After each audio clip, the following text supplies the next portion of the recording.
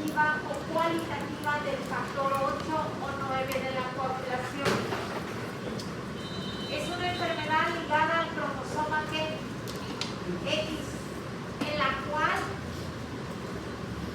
se hereda, ¿de acuerdo? Es genética. Entonces, anteriormente se decía que había 3 tipos de hemofilias: hemofilia A, hemofilia B y hemofilia C. Actualmente nada más se mencionan las 2 hemofilias primeras. La A, que es por déficit del factor 8, es la más frecuente, pregunta de examen, y la hemofilia B, que es el déficit del factor 9. Ojo, aquí está todo lo que deben de saber de hemofilias. La biometría hemática puede estar normal, como decía.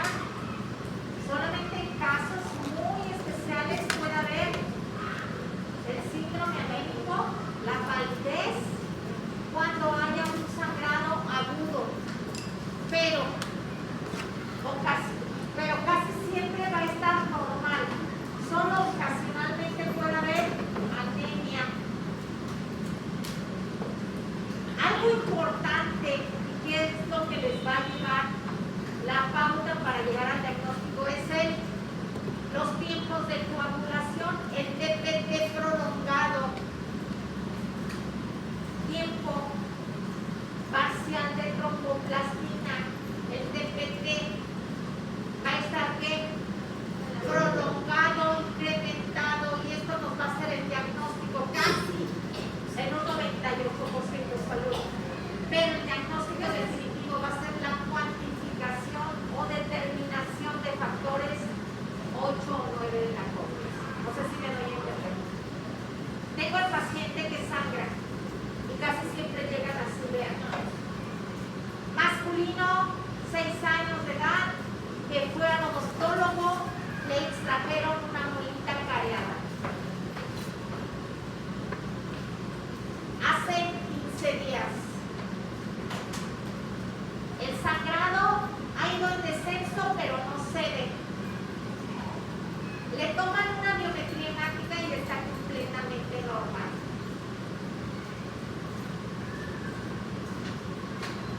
¿Cuál sería su posibilidad diagnóstica? Varón, sangrados,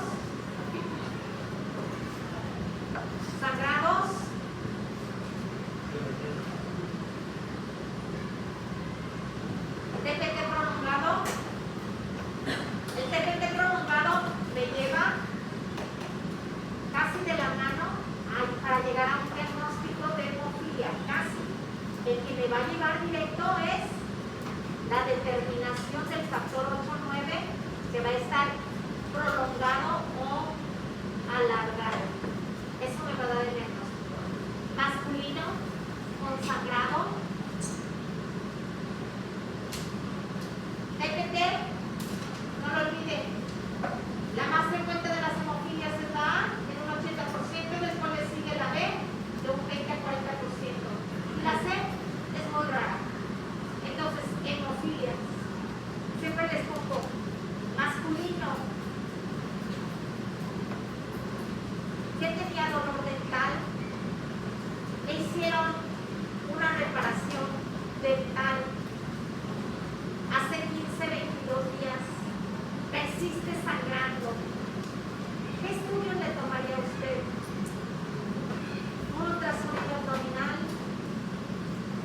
una radiografía de tórax, una biometría hemática y tiempos de coagulación.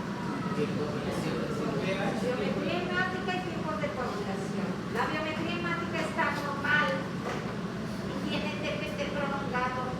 ¿Cuál sería su posibilidad diagnóstica? Leucemia, hemofilia, púrpura trombocitopénica idiopática o linfoma. Ya nos iríamos con la determinación del factor tiempo. Muy bien, la siguiente, doctora.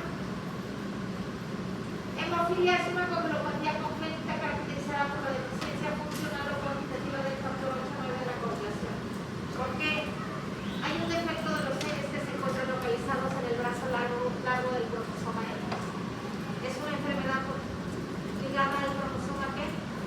La siguiente. ¿Conocen alguna persona con hemofilia? ¿Quién? Es un señor que es amigo de mi mamá. Bueno. ¿Quién es Lorena? Las mujeres. ¿Quiénes lo manifiestan? Los hombres. ¿Perdón? Pues en la última noticia no me que la última presenta también que la mujer en el segundo. La última. La figura no está presentando. Cuando los dos padres tienen Ah, pero es Cuando los dos padres son portadores. Es muy raro, pero sí puede haber. Pero es más frecuente que haya que hombres. Ojo, si yo tengo una pareja en la que el hombre es sano, sugerencia, siempre chequen antes de irse. ¿De acuerdo? Sugerencia. Ustedes son médicos de formación y ustedes son promotores de la salud. ahora es un mal paso. Oigan, si tenemos una pareja, un hombre sano y una mujer portadora, tenemos un ¿qué? 25% Hombre, de tener un varón enfermo, un varón sano, una mujer sana y una mujer portadora. Si tenemos lo contrario, un hombre enfermo y una mujer sana, aquí los hombres van a ser ¿qué? Sanos y las mujeres van a ser ¿qué? Portadoras. Entonces, esta enfermedad es de consejo genético al 100%, ¿sí me doy a entender? Por eso, antes de casarse, antes de unirse, deben de saber que si sale alguna enfermedad, conocer sus tipos de sangre. Ya hemos visto dos temas importantes: tipo de sangre y checar, no sé, ¿qué pueden hacer para evaluar? No sé, un pellizco, no sé, accidentalmente un golpecito de codo, no lo sé, para evitar. No, sí, sobre todo las mujeres, ¿verdad?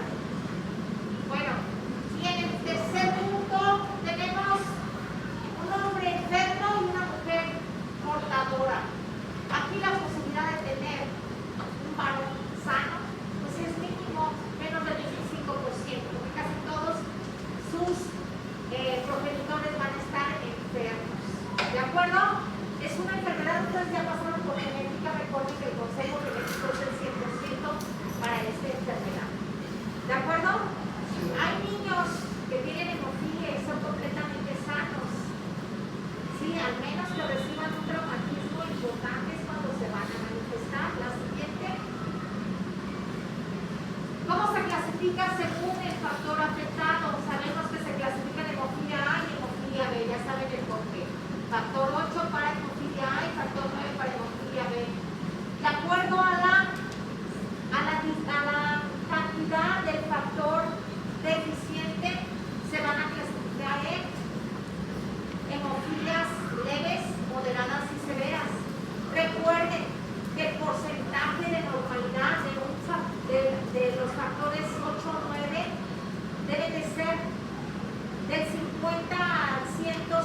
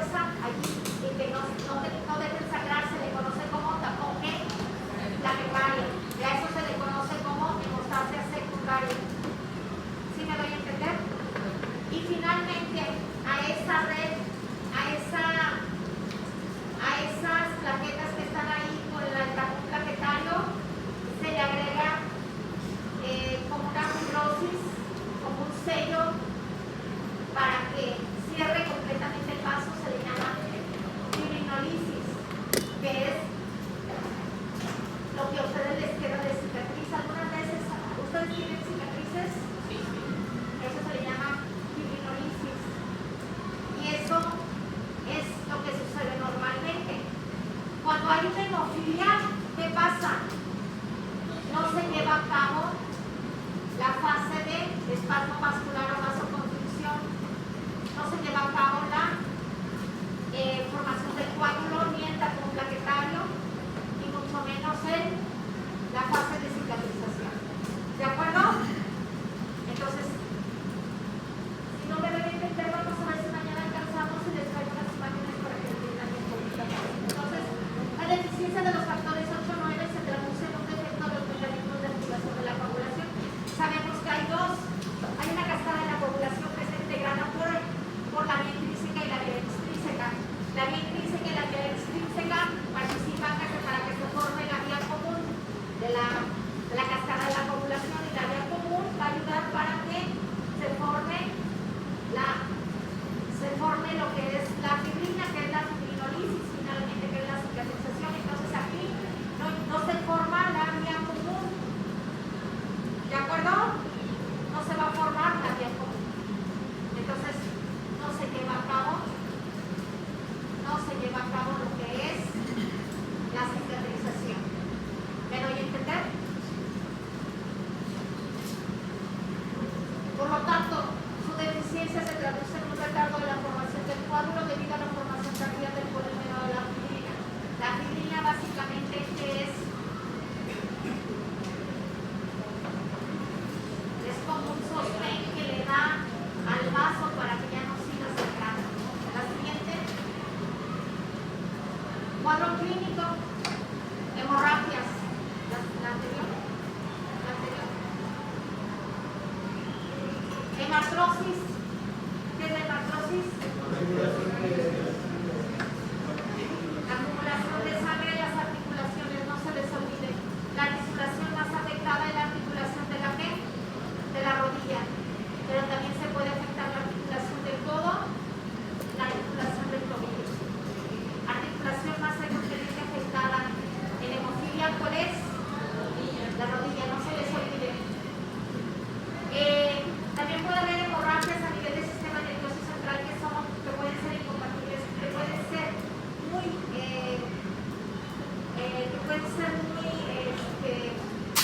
malas, que pueden comprometer la vida del paciente. Pero algo importante, una de las complicaciones más temibles que como médicos debemos evitar, ¿cuál es? Artropatía hemofílica. Significa que se quedó paralizado, que no puede mover la articulación. ¿De acuerdo? La siguiente.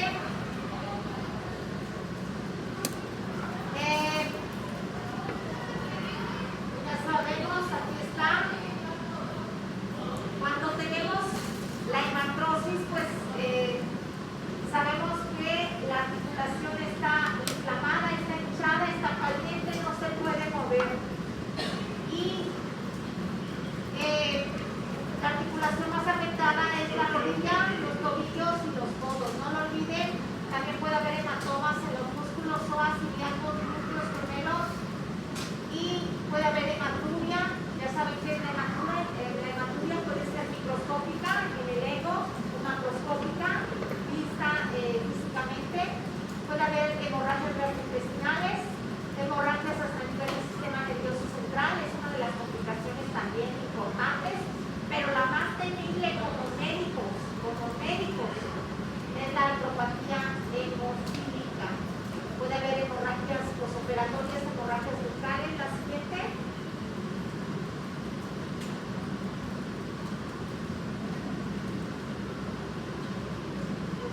¿Por qué no me dice eso? ¿Sí es cierto?